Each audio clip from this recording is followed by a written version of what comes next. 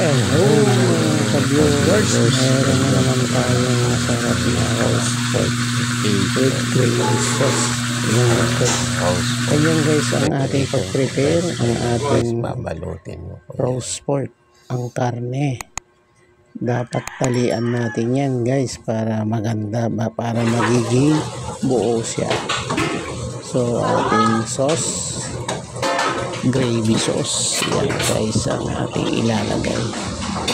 Yan, dahil kinat natin guys ang ating roast pork, ganito po yan ang lalabasan ng ating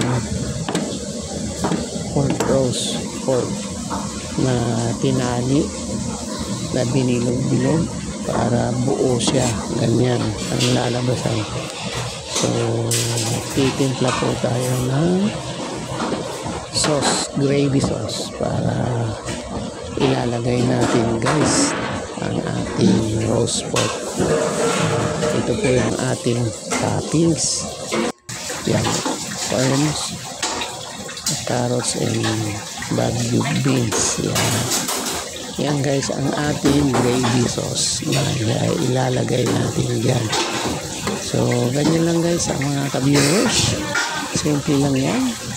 Pwede yan sa mga occasion. Best seller po yan guys. Maganda po yan. Maganda po ang kasi. Yan ang minuto nyo. Pwede sa mga event. So maganda po yan guys. Roast pork. Masarap. Maganda pang presentation.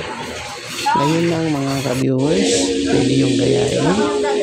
Yan guys, ito na po dahil na roast pork na ito, pinakuluan dahil lumambot, para malambot po siya. Pinakuluan ang ating roast pork. Thank you for watching.